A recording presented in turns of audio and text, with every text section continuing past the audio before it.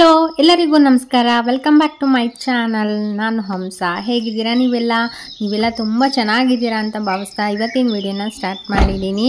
ಇವತ್ತು ಒಂದು special log ಅಂತಲೇ ಹೇಳ್ಬೋದು. ಅದೇನು ಅಂತ ಹೇಳಿದ್ರೆ, ಕೊಟ್ಟೂರಿಂದ ನಾವು ಮಂತ್ರಾಲಯಕ್ಕೆ ಹೋಗ್ತಾ ಇದ್ದೀವಿ. ಒನ್ ಡೇ ಟ್ರಿಪ್ ಅಂತಲೇ ಹೇಳ್ಬೋದು. ಇದು ಈ ವರ್ಷದಲ್ಲಿ ಮೊದಲನೇ ಟೆಂಪಲ್ ರನ್ ಅಂತಾನೆ ಹೇಳ್ಬೋದು. ಸೊ ಬನ್ನಿ ಇವತ್ತಿನ ವಿಡಿಯೋ ಸ್ಟಾರ್ಟ್ ಮಾಡೋಣ. ನಾವು ಹಿಂದಿನ ದಿನನೇ ಕೊಟ್ಟೂರಿಗೆ ಹೋಗಿದ್ವಿ. ಬ್ಯಾಂಗ್ಳೂರ್ ಟು ಮಂತ್ರಾಲಯ ಅಂದ್ರೆ ತುಂಬಾನೇ ಲಾಂಗ್ ಜರ್ನಿ ಆಗುತ್ತೆ ಅಂತ ಹೇಳ್ಬಿಟ್ಟು ಒಂದಿನ ಮುಂಚೆನೆ ಕೊಟ್ಟೂರ್ಗೆ ಹೋಗಿ ಸ್ಟೇ ಮಾಡೋಣ ಅಂತ ನಾವು ಕೊಟ್ಟೂರ್ಗೆ ಹೋಗಿದ್ವಿ. ಹೇಗೂ ಅಪ್ಪಾಜಿ ಅಲ್ಲೇ ಇದ್ರು, ಅಪ್ಪಾಜಿನೂ ಕರ್ಕೊಂಡು ಹೋದಂಗೆ ಆಗುತ್ತೆ ಅಂತ ಹೇಳ್ಬಿಟ್ಟು ನಾವು ಗುರುವಾರ ಬ್ಯಾಂಗ್ಳೂರಿಂದ ಕೊಟ್ಟೂರ್ಗೆ ಹೋದ್ವಿ. ಅದಾದಮೇಲೆ ನಾವು ನೆಕ್ಸ್ಟ್ ಡೇ ಫ್ರೈಡೇ ಹೋಗಿದ್ದು. ಮಾರ್ನಿಂಗು 6ಗೆ ನಾವು ಮನೆನ ಬಿಟ್ಟಿದ್ದು. ಸೊ ಸಮ್ಮರ್ ಆಗಿರೋದ್ರಿಂದ ಮಂತ್ರಾಲಯದಲ್ಲಿ ತುಂಬಾ ಬಿಸಿಲಿರುತ್ತೆ. ಹಾಗಾಗಿ ಬೇಗನೆ ಬಿಡೋಣ, ಬೇಗ ಬಿಟ್ಟರೆ ಬೇಗ ರೀಚ್ ಆಗ್ಬೋದು ಅಂದ್ಕೊಂಡು ನಾವು 6 ಗಂಟೆಗೆ ಮನೆ ಬಿಟ್ಟು ಅರೌಂಡ್ 11:30 ಅಷ್ಟೊತ್ತಿಗೆ ನಾವು ಮಂತ್ರಾಲಯ ರೀಚ್ ಆದ್ವಿ. ಬಳ್ಳಾರಿಯಲ್ಲಿ ಬ್ರೇಕ್ಫಾಸ್ಟಿಗೆ ಅಂತ ಒಂದು ಹಾಫ್ ಆನ್ ಅವರ್ ಟೈಮ್ ತೊಗೊಂಡ್ವಿ. ಅದು ಬಿಟ್ಟರೆ ಬೇರೆಲ್ಲೂ ನಾವು ಸ್ಟಾಪ್ ತೊಗೊಂಡಿಲ್ಲ. ರೋಡ್ ಕೂಡ ತುಂಬ ಚೆನ್ನಾಗಿತ್ತು. ಸೊ ಡ್ರೈವರ್ನ ಮಾಡ್ಕೊಂಡು ಹೋಗಿದ್ವಿ, ಹಾಗಾಗಿ ಬೇಗನೆ ರೀಚ್ ಆದ್ವಿ. ಅದಾದಮೇಲೆ ಟೆಂಪಲ್ ಪಕ್ಕ ಕಾರ್ ಪಾರ್ಕಿಂಗಿಗೆ ಅಂತ ಸ್ಪೇಸ್ ಇದೆ. ಸೊ ಅಲ್ಲಿ ನಾವು ಕಾರ್ ಪಾರ್ಕ್ ಮಾಡಿಬಿಟ್ಟು ದರ್ಶನಕ್ಕೆ ಅಂತ ಹೊರಟ್ವಿ.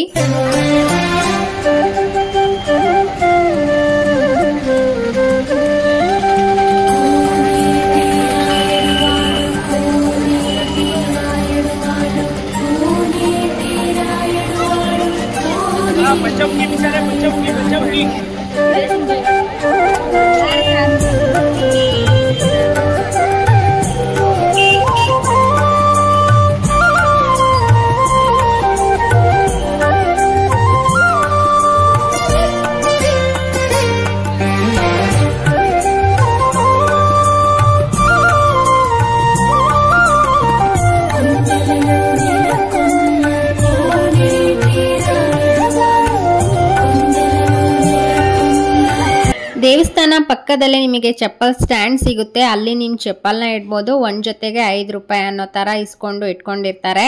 ಫಸ್ಟ್ ಟೈಮ್ ಹೋಗೋರ್ಗೆ ಇದೆಲ್ಲ ಹೆಲ್ಪ್ ಆಗುತ್ತೆ. ಹಾಗಾಗಿ ಇದನ್ನೆಲ್ಲ ವಿಡಿಯೋನ ಮಾಡ್ಕೊಂಡು ಬಂದಿದ್ದೀನಿ. ಅದಾದ್ಮೇಲೆ ದರ್ಶನಕ್ಕೆ ಅಂತ ನಾವು ಒಳಗಡೆ ಹೊರಟ್ವಿ. ಪೂಜ್ಯಾಯ ರಾಘವೇಂದ್ರಾಯ ಸತ್ಯಧರ್ಮ ರಥಾಯ ಚ ಭಜತಾಂ ಕಲ್ಪವೃಕ್ಷಾಯ ನಮತಾಂ ಕಾಮಧೇನುವೆ.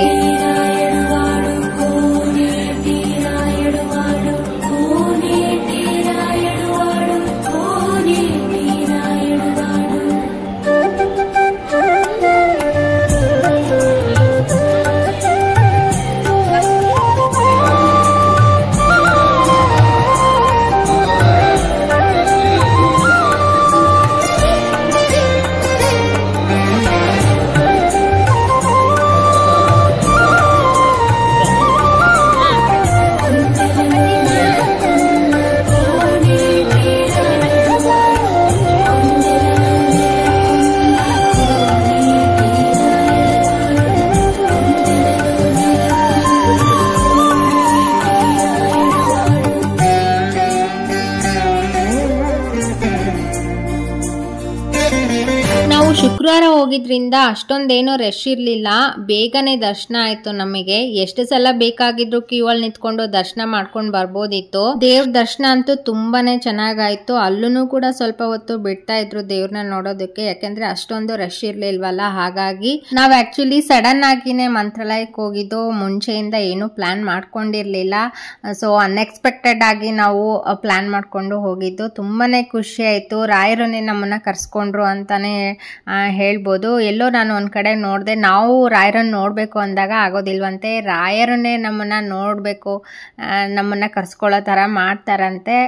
ಅದೇನೋ 100% ಕರೆಕ್ಟು ಅಂತ ನನ್ಗನ್ಸ್ತು. ಯಾಕಂದ್ರೆ ನಾವೇನು ಪ್ಲಾನ್ ಮಾಡಿರ್ಲೇ ಇಲ್ಲ. ಸೊ ಸಡನ್ ಆಗಿನೇ ಹೋಗಿದ್ದು. ಹಾಗೇನೆ ಅವತ್ತಿನ ದಿನ ಸ್ವಾಮಿಗಳು ಇದ್ರು. ಸ್ವಾಮಿಗಳದ್ದು ಹುಟ್ಟಿದ ಹಬ್ಬ ಅಂತೆ. ಹಾಗಾಗಿ ಅಲ್ಲಿ ತುಂಬಾ ಜನ ಇದ್ರು ಅವ್ರ ಆಶೀರ್ವಾದ ತಗೋಬೇಕು ಅಂತ. ದರ್ಶನ ಎಲ್ಲ ಆಯಿತು. ಅದಾದ್ಮೇಲೆ ಪ್ರಸಾದಕ್ಕೆ ಅಂತ ಹೊರಟ್ವಿ. ಇನ್ನು ದರ್ಶಿಲ್ ಇದ್ದಾನೆ ಅಂದರೆ ಗೊತ್ತು ಅಲ್ವಾ, ಅವನು ಮುಂಚೆಯಿಂದನೇ ಟಾಯ್ ಅಂದ್ಕೊಂಡು ಕೂತಿದ್ದ. ನಾವು ಇದು ದರ್ಶಿಲ್ನ ಕರ್ಕೊಂಡು ಸೆಕೆಂಡ್ ಟೈಮ್ ಹೋಗಿದ್ದು. ಫಸ್ಟ್ ಟೈಮು ಅವನು ಸ್ವಲ್ಪ ಚಿಕ್ಕವನು, 3 ವರ್ಷ ಏನೋ ಇದ್ದ, ಅವಾಗ ಹೋಗಿದ್ವಿ. ಅವಾಗ ಒಂದು ಟಾಯ್ ಕೊಡಿಸಿದ್ದು ಅವನಿಗೆ ನೆನಪಿತ್ತು. ಹಾಗಾಗಿ ಈ ಸಲ ತುಂಬಾ ಆಟ ಮಾಡ್ತಾ ಇದ್ದ ಟಾಯ್ ಬೇಕು ಅಂತ. ಹಾಗೇನೆ ಶೆಕೆ ಕೂಡ ತುಂಬಾ ಇತ್ತು, ಅವನಿಗೆ ಸ್ವಲ್ಪ ಇರಿಟೇಟ್ ಕೂಡ ಆಗ್ತಾ ಇತ್ತು. ಸೊ ಟಾಯ್ ಹುಡ್ಕೋಣ ಅಂತ ಹೋದ್ವಿ. ಬಟ್ ಅದಕ್ಕಿಂತ ಮುಂಚೆ ನಾವು ಪ್ರಸಾದ ಮಾಡ್ಕೊಂಡು ಬಿಡೋಣ ಅಂತ ಹೇಳಿ ಪ್ರಸಾದ ಕಡೆಗೆ ಹೊರಟಿವಿ. ಹಾಗೆಯೇ ಯಾರಾದರೂ ನೀವು ಅಲ್ಲಿ ಸ್ಟೇ ಮಾಡಬೇಕು ಅಂತ ಹೇಳಿದ್ರೆ ಮಠದ ರೂಮ್ಸ್ಗಳು ತುಂಬಾನೇ ಚೆನ್ನಾಗಿದ್ದಾವೆ. ನಾವು ಲಾಸ್ಟ್ ಟೈಮ್ ಹೋದಾಗ ಮಠದ ರೂಮ್ಗಳಲ್ಲೇ ನಾವು ಸ್ಟೇ ಮಾಡಿದ್ದು. ತುಂಬ ಕಡಿಮೆ ಅಮೌಂಟ್ಗೆ ಒಳ್ಳೊಳ್ಳೆ ರೂಮ್ಸು ಸಿಗುತ್ತೆ. ಅವ್ರದ್ದೇ ಮಠದ ವೆಬ್ಸೈಟ್ ಕೂಡ ಇದೆ, ಅಲ್ಲಿ ಹೋಗಿ ನೀವು ಚೆಕ್ ಮಾಡ್ಬೋದು. ಸ್ವಲ್ಪ ಬೇಗನೆ ಬುಕ್ ಮಾಡಬೇಕು ಅಂತ ಅನ್ಕೊಳ್ತೀನಿ. ಅದಾದ್ಮೇಲೆ ನಾವು ಪ್ರಸಾದಕ್ಕೆ ಅಂತ ಬಂದ್ವಿ. ಗೇಟ್ ನಂಬರ್ 25 ಅಲ್ಲಿ ಮಕ್ಕಳಿಗೆ ಏಜ್ ಆದವ್ರಿಗೆ, ಹೆಣ್ಮಕ್ಳಿಗೆ ಎಲ್ಲ ಡೈರೆಕ್ಟ್ ಆಗಿ ಬಿಡ್ತಾ ಇದ್ರು. ಈಗ ಏಜ್ ಆದವ್ರಿಗೆಲ್ಲ ನಡೆಯೋದಕ್ಕಾಗಲ್ಲ. ಹಾಗಾಗಿ ಗೇಟ್ ನಂಬರ್ 25 ಹೋದ್ರೆ ನೀವು ಡೈರೆಕ್ಟ್ ಊಟದ ಹಾಲ್ಗೆನೆ ಹೋಗ್ಬೋದು. ಸೊ ನಾವು ಊಟ ಮಾಡೋಣ ಅಂತ ಊಟದ ಹಾಲ್ಗೆ ಹೋದ್ವಿ. ಅವತ್ತಿನ ದಿನ ಊಟದಲ್ಲಿ ಹೆಸರುಬೇಳೆ ಪಾಯಸ, ಅನ್ನ ಸಾರು, ಹಾಗೇನೆ ಒಂದು ತಂಬುಳಿ ತರ ಏನೋ ಇತ್ತು. ತುಂಬಾನೇ ಚೆನ್ನಾಗಿತ್ತು. ರಾಯರ ದರ್ಶನ ಆಯ್ತು, ಒಳ್ಳೆ ಪ್ರಸಾದ ಕೂಡ ಆಯ್ತು. ತುಂಬಾ ಖುಷಿ ಆಯ್ತು ನನಗೆ.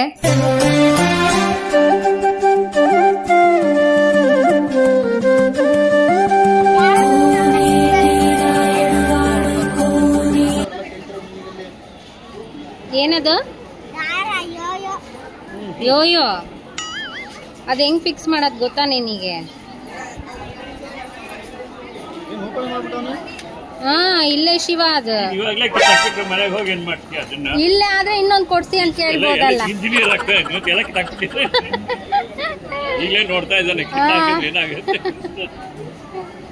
ಇದು ಯೋಯೋ ಅಂತಾರಂತೆ. ಇದು ನಾವು ಚಿಕ್ಕವರಿದ್ದಾಗ ಕೊಬ್ಬರಿ ಬಟ್ಲು ಆಟಾಡ್ತಾ ಇದ್ವಿ, ಅದು ನೆನಪಿರ್ಬೋದು ನಿಮ್ಮೆಲ್ಲರಿಗೂ. ಅಂದರೆ ನಾಗರ ಪಂಚಮಿ ಹಬ್ಬದ ಟೈಮಲ್ಲಿ ಕೊಬ್ಬರಿ ಬಟ್ಲಿಗೆ ಈ ಥರ ದಾರ ಕೊಟ್ಬಿಟ್ಟು ನಮಗೆ ಕೊಡ್ತಾ ಇದ್ರು.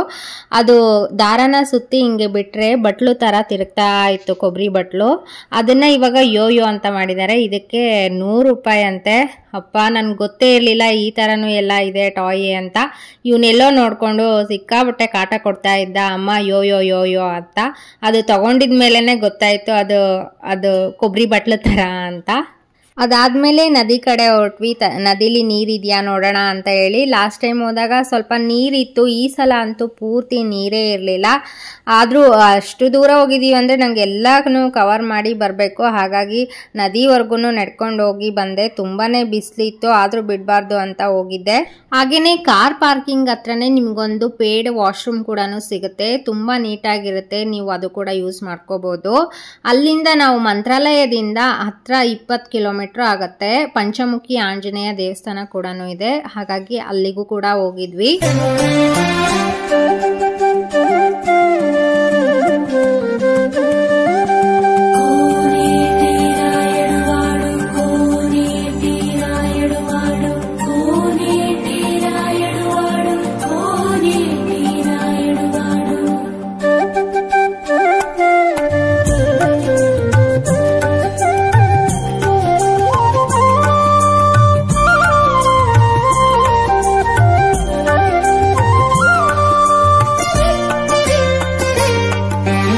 ದೇವ್ರ ದರ್ಶನನೂ ಆಯಿತು, ಅಷ್ಟೊಂದು ರಶ್ ಇರಲಿಲ್ಲ, ಆರಾಮ್ಸೆ ಹೋಗಿ ದರ್ಶನ ಮಾಡ್ಕೊಂಬರ್ಬೋದಿತ್ತು. ವಿಡಿಯೋ ಮಾಡೋದಕ್ಕೆ ಅಲೋ ಮಾಡಲಿಲ್ಲ, ಸೊ ವಿಡಿಯೋನ ಮಾಡ್ಕೊಳ್ಲಿಲ್ಲ.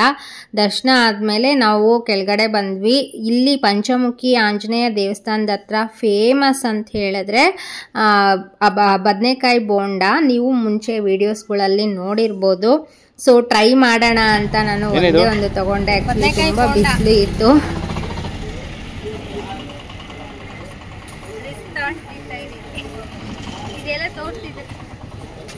ಬದನೆಕಾಯಿ ಡೀಪ್ ಫ್ರೈ ಮಾಡಿ, ಏನದು ಫಸ್ಟ್ ಫ್ರೈ ಮಾಡಿ ಆಮೇಲೆ ಬೋಂಡ ಮಾಡಿ ಮತ್ತೆ ಮಸಾಲ ತುಂಬಿಕೊಟ್ಟಿದ್ದಾರೆ. ನಿಜವಾಗ್ಲೂ ತುಂಬಾ ಚೆನ್ನಾಗಿತ್ತು. ಆ್ಯಕ್ಚುಲಿ ನಾವು 1 ಡೇ ಜರ್ನಿ ಅಷ್ಟೇ ಅಲ್ವಾ ಮಾಡಿದ್ದು, ತುಂಬ ತಿನ್ನೋಕ್ಕಾಗಲೇ ಇಲ್ಲ. ಒಂದು ತಿಂದಮೇಲೆ ಮತ್ತೆ ನನಗೆ ಇನ್ನೊಂದು ತಿನ್ನಬೇಕು ಅಂತ ಅನಿಸ್ತಾ ಇತ್ತು. ಬಟ್ ರಿಸ್ಕ್ ಬೇಡ ಅಂತ ನಾನು ತಿನ್ನೋಕ್ಕೆ ಹೋಗಲಿಲ್ಲ. ನೀವು ಟ್ರೈ ಮಾಡಿ ಪಕ್ಕ. ಸೊ ಈ ವಿಡಿಯೋನ ನಾನು ಇಲ್ಲಿಗೆ ಎಂಡ್ ಮಾಡ್ತಾ ಇದ್ದೀನಿ. ಈ ವಿಡಿಯೋ ನಿಮ್ಮೆಲ್ಲರಿಗೂ ಇಷ್ಟ ಆಗಿದೆ ಅಂತ ನಾನು ಭಾವಿಸ್ತೀನಿ. ಮಂತ್ರಾಲಯದಿಂದ ಹಾಗೇನೆ ಪಂಚಮುಖಿ ಆಂಜನೇಯ ಗಣೇಶನ ಕೂಡ ನೋಡ್ಕೊಂಡು ಬರ್ಬೋದು. ಸೊ ಈ ವಿಡಿಯೋ ಇಷ್ಟ ಆದರೆ ಒಂದು ಲೈಕ್, ಶೇರ್, ಕಮೆಂಟ್ ಮಾಡಿ. ಹಾಗೆ ನನ್ನ ಚಾನಲ್ಗೆ ಸಬ್ಸ್ಕ್ರೈಬ್ ಮಾಡ್ದಲೇ ಈ ವಿಡಿಯೋನ ನೋಡ್ತಾ ಇದ್ರೆ ಪ್ಲೀಸ್ ಸಬ್ಸ್ಕ್ರೈಬ್ ಮಾಡ್ಕೊಳ್ಳಿ. ನಾನು ಮತ್ತೊಂದು ವಿಡಿಯೋ ಜೊತೆ ಸಿಗ್ತೀನಿ. ಅಲ್ಲಿವರೆಗೂ ನಮಸ್ಕಾರ, ಟೇಕ್ ಕೇರ್.